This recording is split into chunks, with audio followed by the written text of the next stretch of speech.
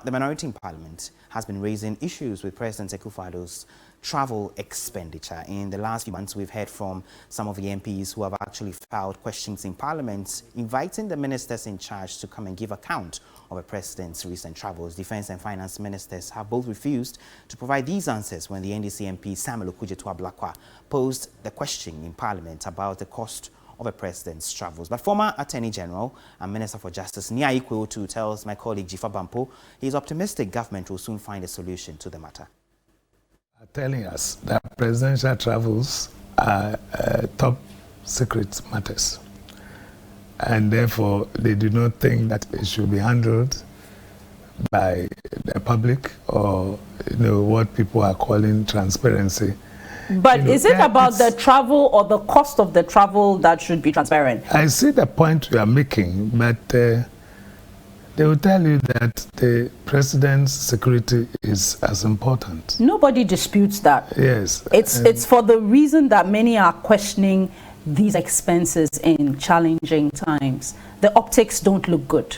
Well, at the end of the day, you leave it to the security people to handle, because you see that it is because of the security aspects that is why even the presidential jet is run and handled by the military.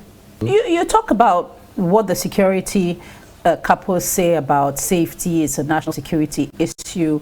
I guess no one disputes that, but at the same time we are putting the life of our president and his team in the hands of a private individual, a commercial entity that owes no allegiance to Ghana.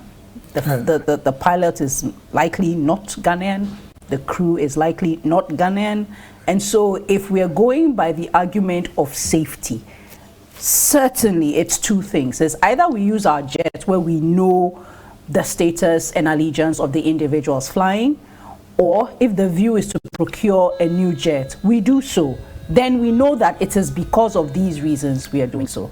Yes, but you've heard of marshals on the plane. For even, commercial travels, sometimes you have people at the back who are there to help with terrorist attacks and all that. And so when they say it's a top secret thing, you don't know who are in the plane. You're not addressing the economic question for me, because the criticism of the president, maybe even by extension the government, is that the government is insensitive, that the government is out of touch with how the people feel. Especially the last 2 years have been very difficult for many because of COVID-19, and yet these are the amounts allegedly being expended. So beyond, yes, the security aspects of it, I mean, can't he travel cheaper? Well, as I said, it's a policy matter, it's a security matter. I think he's listening. He keeps saying that he would love to hand over power to an MPP government.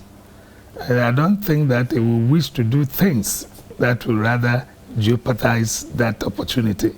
So he should be listening, and I'm sure within the shortest possible time we should find a solution to this thing if it's really a problem that has to be tackled. Because if you endanger your future government because he's doing second term, which means by constitutionally it cannot run anymore, and you want to hand over to them, say, because of these things that your president did, we will not give you the opportunity. Then your wish to hand over to, an MPP government will fizzle out.